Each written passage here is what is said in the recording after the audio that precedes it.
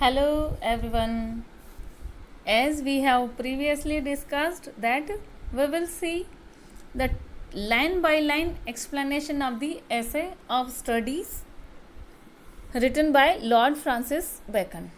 So guys, this is our next e-lecture for all second BA part second year students for the paper second, and it contains this lecture contains the line by line explanation of this essay of studies. Get ready, and this is our first e-lecture for the text explanation of this essay. Be with me till to the end, and after this video we will see second or third video also for the explanation this. So let's, dear students, starts our first. As previous we see, okay, we saw the whole text of this essay, and we have discussed that this whole essay can be divided into the 9 parts. So let's start from the beginning. Our first segment is studies are served for delight, for ornament, and for ability. Means what is the use of studies? Study, there are 3 use of studies. Means study serve for delight, for ornament, and for ability. How for delight and how for ability and how for ornament, we will see in our explanation. So get ready for the explanation of this essay. Studies serve for delight, for ornament, and for ability. Their chief use for delight is in privateness and retiring, for ornament is in discourse, and for ability is to judgment and disposition of a business. This line is full of much meaning, is full of much worldly wisdom. Okay guys, let's have our explanation. These are the opening lines of the essay of studies written by Lord Francis Bacon. In the first section of the essay, Bacon tells about the use of studies. He says the studies has a triple uses. What are the triple uses? Means in first line, study used for delight, used for ornament, and used for ability. Ornament, delight means entertain, ornament means to enrich our speaking, and ability means how can we able to do something after studies. Okay, so he says studies has triple uses. First, study gives delight, means amusement, and second, they beautify our conversation. Ornament means they beautify our conversation, our speaking, and third, they increase. They is used for studies. Okay, they increase our ability in our judgment and planning for the business matters, and develop our mental faculties, means our mental talents. The chief use of studies for delight means studies give us delight when we are in our leisure hours. Means when we are in our leisure house, study can give us delight at our privateness, at the time of our resting. Okay, and studies serve for ornament. Here question arises that how studies serve for ornament? Means study beautify our conversation. We beautify our conversation, we beautify our speaking after studies. If we have much knowledge, we can beautify our speaking also. So it is used for ornament. And how for ability? The studies serve for ability means our studies help us to plan our business and execute them properly, and also help to judge the nature of the business. Means these are the uses, triple uses of studies. Okay, our second segment is for expert men can execute and perhaps judge of particulars and one by one, but general counsels and the plots marshalling of the affairs come best from those that are learned. Explanation of these lines is, in these lines he points out the use of studies for expert men, means for learned businessmen. Above he said study the triple uses of studies, and in next line he points out the uses of studies for expert men. Expert man means for a learned businessman. Here he gives the idea that contains the main difference between a professional man without studies. Means here he describe the two kinds of businessmen. As one type of businessman is professional, just without much studies, without having any degrees in business management or any other else. Okay. And second kind of the businessman is a learned man, learned businessman. He is full of studies of business management also. So here he gives the use of studies for the two kinds of businessmen, and gives a difference between a professional man without studies and a learned man, i.e. means id-ast. For example, businessman having with much as studies of business management. Bacon says a learned man enjoy many advantages. A professional man without studies can calculate the details of business, but his vision is limited. On the other hand, the learned and expert businessman can lead his business in right order through the studies book on commerce, on business management, so and so forth. Thus, a man who has studied business management books proves to be more competent than one who is simply professional, means without studies. As critically, we can say that the importance of the study of business administration and business management has been accepted today all over the world. The segment of this essay is to spend too much time is sloth, to use them too much for ornament is affectation, to make judgment wholly by their rules is the humor of the scholar, their perfect nature and are perfectly by the experience. Means what is the meaning of these lines? As students, see the meaning of these lines. As in these lines, they and them, here again we I am telling that they and them are used for the studies. Here these words are used for the studies. Here Bacon discusses about the defects of excessive studies. Means excessive study is also the harmful, also the sloth.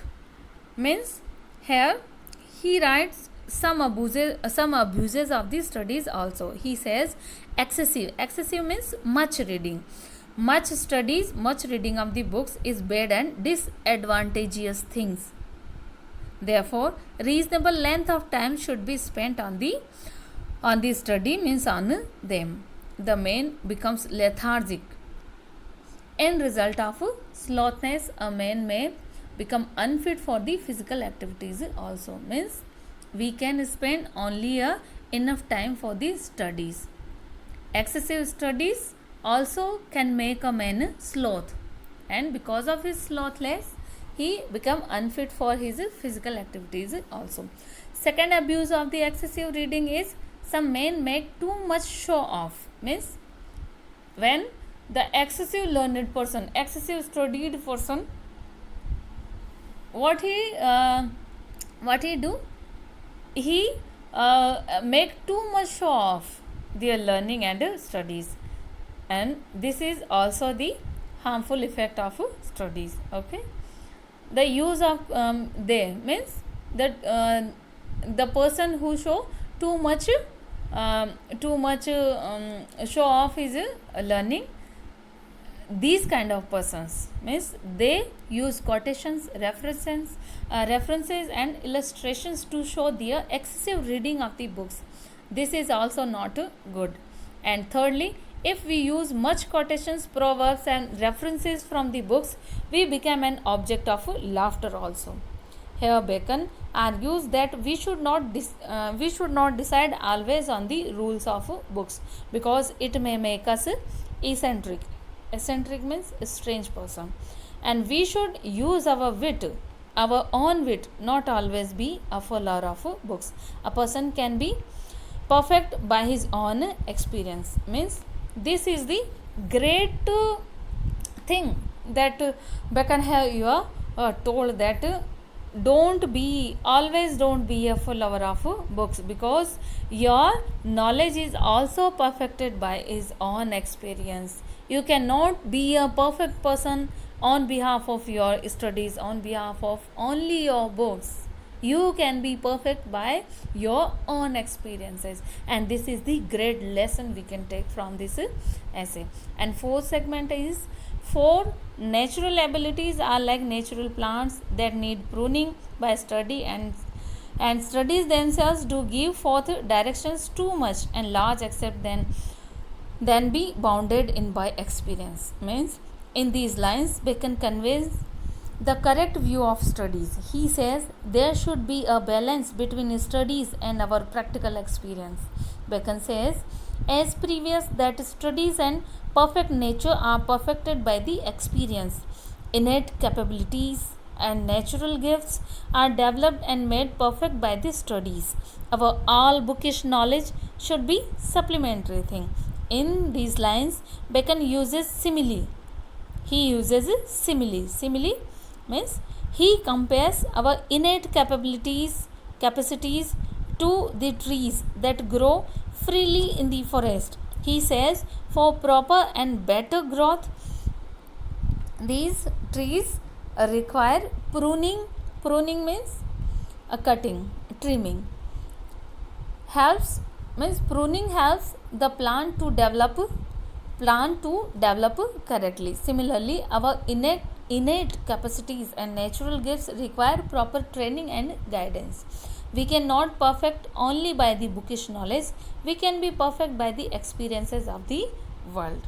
And our fifth segment is very important, all dear students. The lines in our fifth segment is very important lines. Are very important lines is, just start. Crafty men condemn studies, simple men admire them, and wise men use them. For they teach not their own use, but that is wisdom without them, and above them won by observation. Let's take the explanation of these lines. Here Bacon says different persons look upon studies in the different ways. Means different person have different views about the studies. Let's have a look how different person argues about the studies as differently. He divides these men into the three categories here.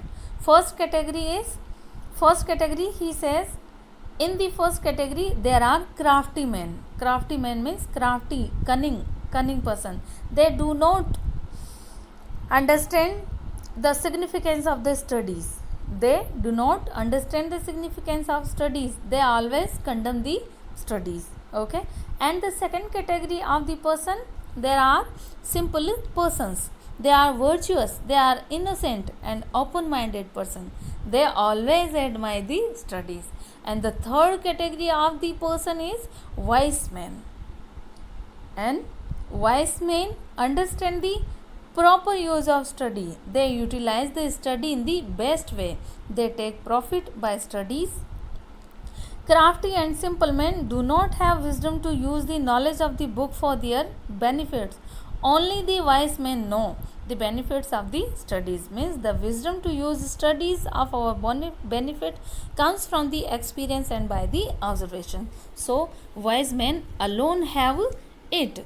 They take much advantage of their studies. So here Bacon provides a list of three kinds of persons, as crafty men, as simple men, and as a wise man. Crafty men and simple men cannot have a proper use of their studies. Only a wise man can have proper use of their studies, their observations, their knowledge, because the wisdom to use studies for our benefit comes from only by the experience.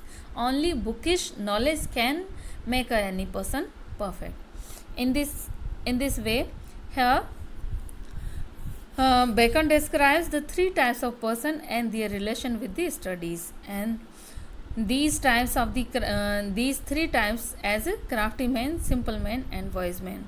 And only wise men take the advantage of reading books. Class, dear student, this is the first e-lecture, first video of our text, and the remaining part of this essay we will read in our next video, next 2 and 3 video. So be with me and have enjoy your studies.